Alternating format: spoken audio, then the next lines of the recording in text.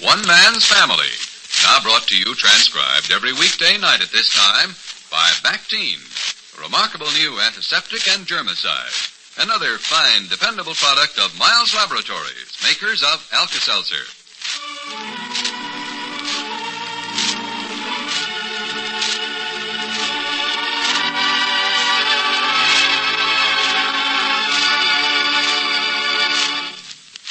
Overheard between Paul and Jack on the back terrace of the family home.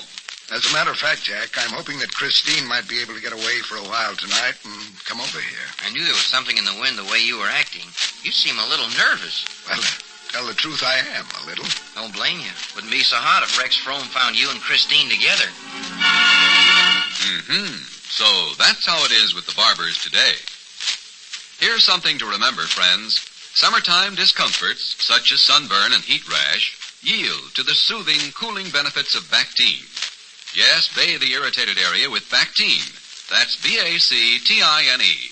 Bactine is the sensational new family antiseptic developed by Miles Laboratories. Bactine is not only a remarkable antiseptic, but also a bactericide, fungicide, and cleanser deodorant, all in one. Bactine has amazing power to fight germs, yet it is gentle, soothing, and wonderfully effective for sunburn and heat rash, and other summertime discomforts like insect bites and poison ivy. Use it also on cuts and scratches. Bactine is a clear, colorless liquid that will not stain the skin or clothing. Get a 30 or 70-cent size bottle of Bactine at your drugstore. You'll be amazed at its remarkable powers. You'll find dozens of uses for this new and different family antiseptic. Be sure to ask for B-A-C-T-I-N-E. Bactine.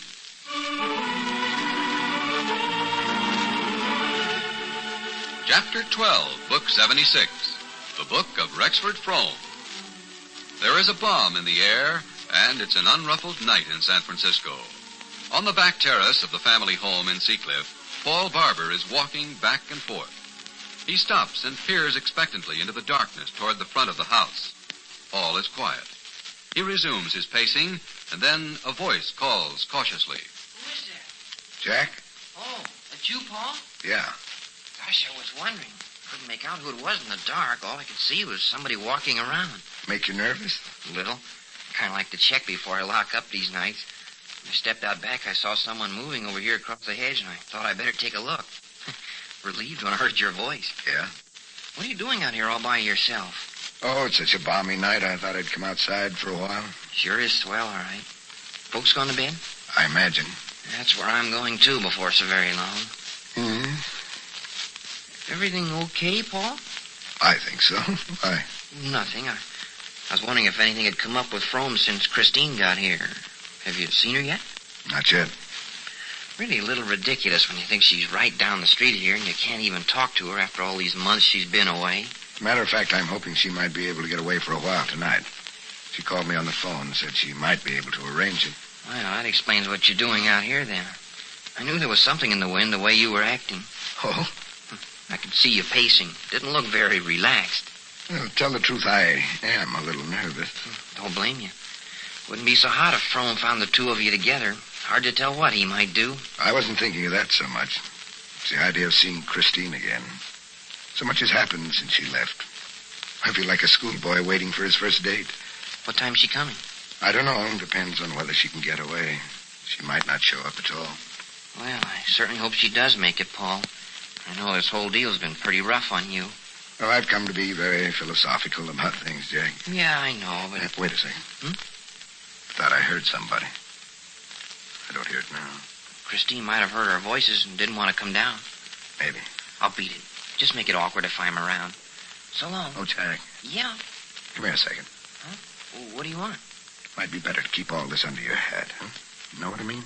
Oh, sure. It wouldn't help things to have the whole family kicking it around. As far as I'm concerned, I ain't seen nothing, and I don't know nothing. Thanks.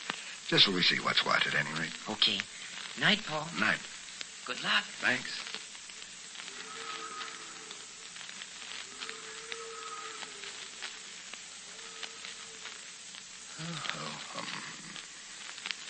Paul? Christine. Yes. I was waiting till Jack left. That was Jack, wasn't it? It's so dark here. Here, give me a hand. Are you cold, Christine? No. It's a lovely warm night. You're trembling. I'm excited. Did you have trouble getting away? Some. I'm sorry I kept you waiting. Did you think I wasn't coming? I know you would if it were at all possible. Then you haven't lost faith in me entirely. You think I ever will? Oh, Paul. Here, sit down. The chair right here. There. I didn't want to turn the terrace lights on. Oh, no. Did you tell Jack you were waiting for me? Yes. I heard your voices, so I waited around the side of the house. I was afraid it might be embarrassing if I came down while someone was here. Oh, Paul, it's terrible to have to be furtive like this. Yes, but it's better than not seeing you at all. There's so much I have to tell you. Oh, how often I've thought of this. Of Seacliff, of looking out, seeing the lights on Golden Gate Bridge at night. The ocean down there, so still. I wondered if I'd ever see it again. And there it is. Yes, it hasn't changed. It's all there. But is it? Ever since I got back here to San Francisco, I've tried to tell myself that it is the same. That this is home. The only place I'd ever want to call home, at least. And yet I have an uneasy feeling that it isn't right somehow. Actually, it must seem pretty prosaic after all your triumphs in Europe. Applause and adulation. Paris, Rome, Berlin, London. And here, routine. Oh, I didn't mean that. No, this is something within me. What I miss now has nothing to do with my concerts and what I've done and seen. Don't you understand? Tell me about your tour. What was the biggest thrill you had? I remember reading in the paper that they stood and cheered you in Edinburgh. Must be very gratifying to know you've pleased people that much. Yes. I cried that night. I don't wonder. Paul?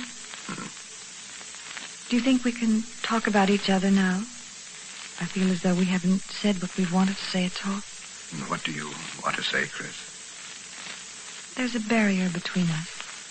For a moment when I first sat down here, I had a glorious sense of relief and of peace. But it's gone. In the back of my mind, there's a gnawing anxiety, feeling of misgiving. Are you worrying about Rex? Oh, yes, that's part of it, of course. He doesn't know you're over here. Oh, no. How did you manage it?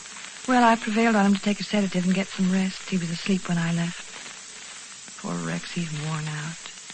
I was shocked when he met me at the plane to see how thin he is. Yeah. Have you come to any conclusions about your future plans? Well, I must get Rex away from here. How I'll bring that about, I don't know. Will you go back to Europe?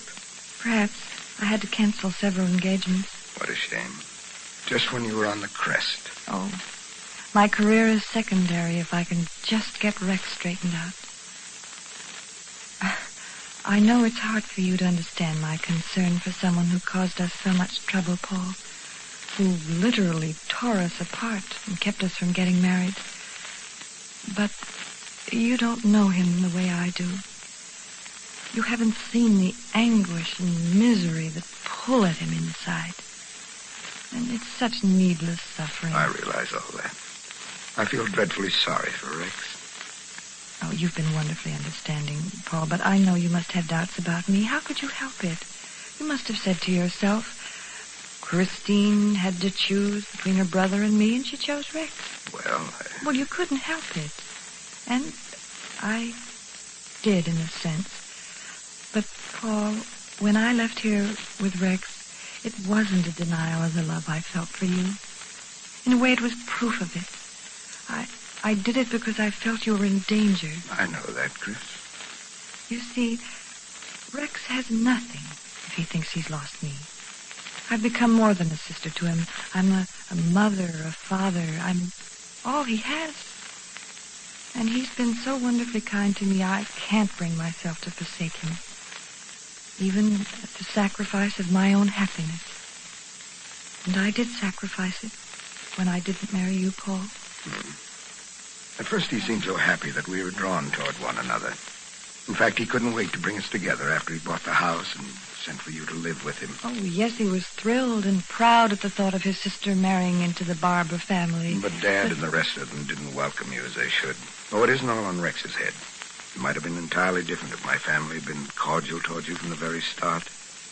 Makes me a little bitter when I think no, you mustn't blame them. wasn't their fault. I know now that Rex would have done just what he did no matter what your family did. When our marriage drew near, he couldn't face the fact that he'd lose me. He'll never be able to face it, I'm afraid. I've tried to reconcile myself to that. Oh, Paul. At least I've had the diversion of travel and a career. I've been able to escape to a degree. But I wish I could see your face more clearly. Why? So I could tell what you're thinking. Have you changed? I can see you clearly enough to know that you're still very beautiful, Christine. Thank you. Must we always be stealing a moment like this? You'll probably be here such a short time. Paul, what's that? Huh? I saw someone flashing a light over there by the garage. Do you suppose Rex... No, it's all right, Chris. That isn't Rex. That's Arnie Gans, Dad's night watchman. Oh. He's around most of the night, trying to make himself valuable. I think he'd run if anybody said boo to him. Oh, your poor father. He hired him to guard your place because of Rex, didn't he? Please, tell him how sorry I am about everything. I wish you would come and see him. But your time is so rationed, I don't think I want to share it with anyone. Whenever you can get away, I think I'll demand it all to myself. Well, I don't know when I'll be able to see you again, Paul. And I'm afraid I have to go. Rex might wake up and miss me. Oh, Paul. Christine. Please, I must go. I'll walk home with you. Oh, no. No, you mustn't come near the place. Promise you won't.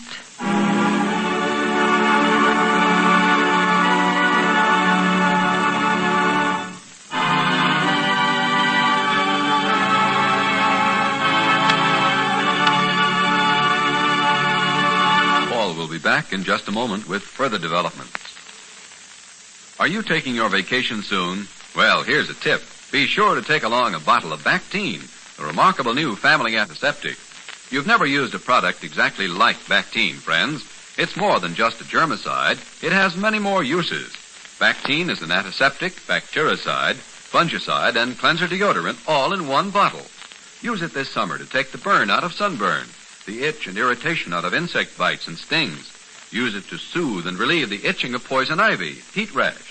Use it to soothe and relieve the irritation of poison ivy or heat rash. Use it as an antiseptic on cuts and scratches. Bactine is ever so powerful and effective, yet gentle to skin. Ask your druggist for Bactine in either the 30 or 70-cent size bottle.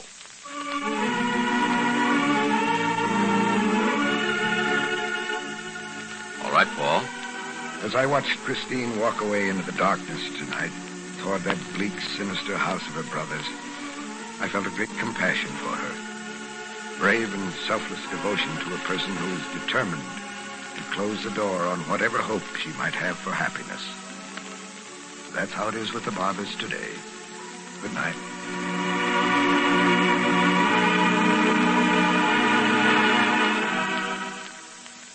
Friends, for just 10 cents, you can try Tabsin, the remarkable new product that offers fast relief from the symptoms of hay fever and summer colds. Just send 10 cents with your name and address to Miles Laboratories, Box 30, Elkhart, Indiana, for a regular 45-cent trial package of Tabsin from our regular stock. You'll never know how much better Tabsin can help you feel until you try it. So put your dime in the mail right now. Send it to Miles Laboratories, Box 30, Elkhart, Indiana, for a regular 45-cent trial package of Tabsin. This offer is for a limited time only, so send for Tabcin, Tabsin, today.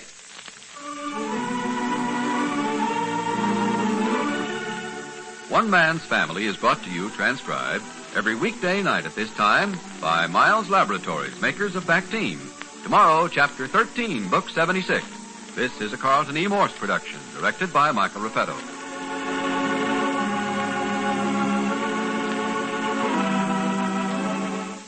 One Man's Family comes to you from California. Stay tuned for Morgan Beatty and the latest news from the Korean war fronts. This is NBC, the National Broadcasting Company.